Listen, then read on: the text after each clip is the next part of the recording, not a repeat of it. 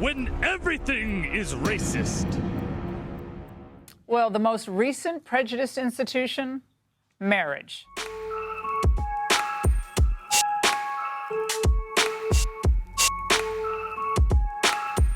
Hey guys, welcome back to Liminal Period. It's your girl, Chun-Li Shadi, and we've been having a lot of conversations on why marriage is just not happening anymore.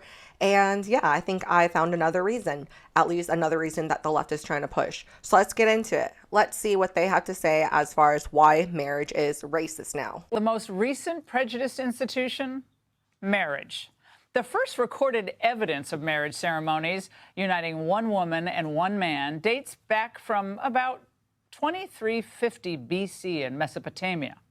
And now the loving bond between a husband and a wife isn't just patriarchal, it apparently promotes white supremacy.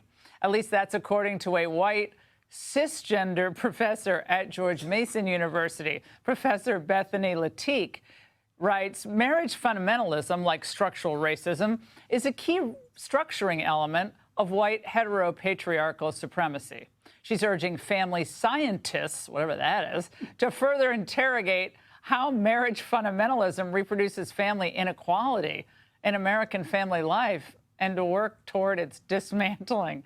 This can't even be real. This is bad writing. Unfortunately, Laura, this is true.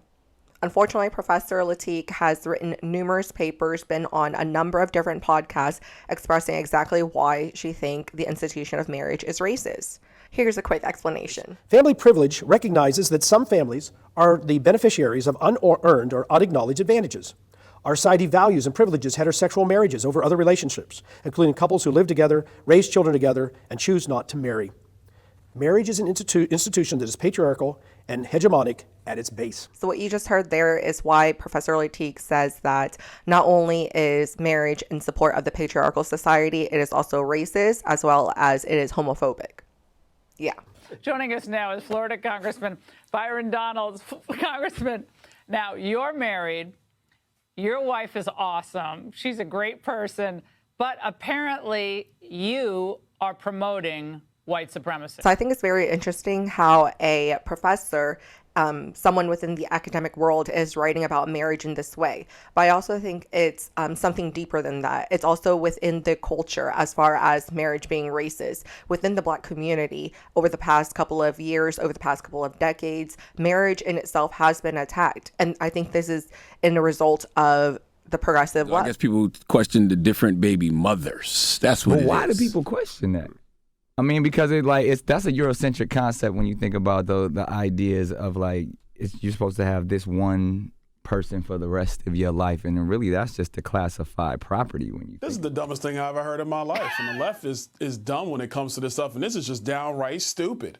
Look, fathers and mothers in matrimony is the best thing for kids. The data proves that. The stats prove that. People who come from single-parent households versus two-parent households, they all know the truth. And look, single moms, they work hard, but there's nothing like mom and dad being in the home. Those are just the facts. I don't know who this lady is and how she's getting paid to study this stuff, but she should just stop. Just stop. Well, my hat's off to all single mothers. It is so difficult, but it's just, it's really good to have that father figure. But when marriage is now racist, I think they're out of ideas. I just don't think they have anything left. So I really do hope that they're completely out of ideas on how to attack marriage. We've seen the left have so many different ideologies that at its core is dismantling the family unit. You see this with feminism, you see it with the trans movement, you see it with the LGBT community. All of this is in order to disrupt the nuclear family. And what for? They want us divided. That's why the conversations are getting more and more polarizing. Not only are they doing it within the family unit, but they're doing it within the community. We just have to wake up and see it and notice it. Yeah, they're out of ideas. If you want to talk about what's really destroyed marginalized communities, talk about Lyndon Johnson's Great Society, which did systematically destroy Black families. Or how about Joe Biden's 94 crime bill, threw a lot of Black men in jail for extended periods of time, treating crack different from cocaine. Those are destructive of families too. Maybe she should go study those. Leave the sensible, common sense research to people who want to perpetuate America, continue families, allow children to thrive and succeed. A two-family two-parent household is the way to do it. So Congressman Byron told us to do our research and look into what really dismantled the black family. Let's get into it. I have a couple clips from Thomas Sowell, and if you haven't heard about him, you're about to hear about him because he's a brilliant man. And yeah, he's going to explain a little bit more about how the welfare state really impacted the black family. If you go back into the 20s, you find that married couple families were much more prevalent among blacks then than today. You find also, incidentally, that the blacks were, as late as 1930, blacks had lower unemployment rates than whites.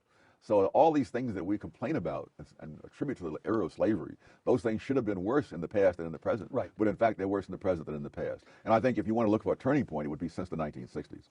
And what happened in the 1960s? Oh, you began to have not only the welfare state, you began to have the mindset that goes with the welfare state.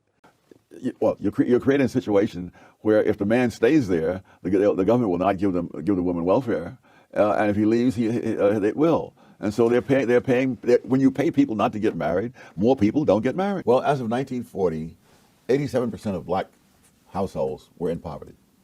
Over the next 20 years, that declined to 47%. This is all prior to the civil rights laws, prior to the social welfare policies of the Johnson administration.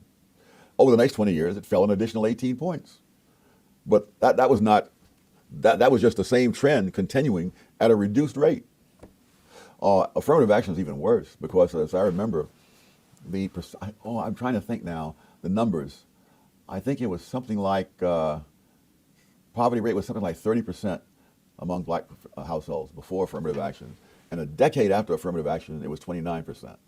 This is not the same as the 40% decline that occurred before there were any civil rights laws and before there was any social welfare state. Again, I'm quoting you. Arguably the most consequential of these was the decline in two-parent families. Yes. Close quote. Explain that one. Among African Americans. Yes. We're still talking about African Americans. Well, you know, when they talk about things like this, they talk about the legacy of slavery. Right. And I argue, well, empirically, it's not that, it's the legacy of the welfare state. Because as of 1960, which is almost 100 years after slavery ended, the majority of black kids were being raised in two-parent households. But within one generation after the welfare state, that had dropped down to a minority. So that the majority of black kids today are raised in one-parent households. When you think about it, I mean, centuries of slavery and generations of Jim Crow did not destroy the black family.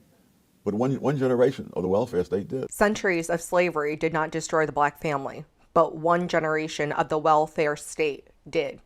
And that's the issue. Whenever the government stepped in with the welfare state and incentivized women to not have men in the household, that is the dismantling of the nuclear family, particularly the black family. So if you want to talk about marriage as racist, I challenge you to actually think, is marriage racist, or has the government intervention as far as the dismantling of marriage racist? I don't know, but I think it's no longer going to be a black community issue only. I think that this issue expands much further. It's going to impact all Americans. It's the Western progressive ideologies that is destroying families, not just the government, not just the welfare. It's going to be everything that we discuss on this channel. It's going to be about the trans. It's going to be about the acceptance community. Is going to be the polarization between men and women when it comes to dating. There are so many things that is caused by the Western mentality that is now destroying any future that we have as far as having unity, having a family, having a peaceful society. Like, we hate each other. For a lot of black Americans, there was a cultural attitude where if you got a woman pregnant, right, the idea was you would marry them. Mm-hmm. So I hope you guys are following that. Yeah. But then all of a sudden, the cultural attitudes changed. It did. In the 60s, right? You had second wave feminism. You had a lot of women becoming more into the workplace. You had a lot of different cultural attitudes that also contributed to it. So a lot of these women who were once single mothers, right, because single motherhood was steadily raising during this period of time. A lot of these women who were single mothers who traditionally felt the obligation to get married, right? A lot of them, like you said, did quote unquote get married to the government, but a lot of them chose not to get married because of the disinvention of shotgun marriages as well as no fault divorce. Right. I mean, listen, that now we're kind of getting into the space of feminism, and I'm also very opposed of course to feminism, right? You know what I mean? So like, I mean, you're exactly right that's another corollary, and I agree with you. And in terms of, you hear me speak about this often, trying to turn feminism, trying to make women aspire, turn women into men, turn men into women, saying if this shouldn't belong to men, women should want this too. I disagree with all of that. I think that resetting, that has also contributed to the breakdown of family dynamics. That's also why I'm against the trans movement. Like, I mean, so don't think that I am only solely saying welfare. I'm saying it's the biggest contributor to the spike. And then there are all these other elements. And you are correct. After the 60s, there was sort of this push, feminism, environmentalism, all of these isms started popping up after the 60s. And you can talk about how any of them have contributed to the breakdown. But the single biggest contributor for the Black community has been welfare. Yeah, so Candace made a lot of great points. So again, my question is marriage racist, or is the dismantling of marriages in America, did it start off as a racist thing and now we're just doing it to the entire population? Are they trying to purposely destroy families? And I think the answer is yes. When you look at the progressives and you look at the left, they don't want to have traditional roles anymore, not within society and especially not within families.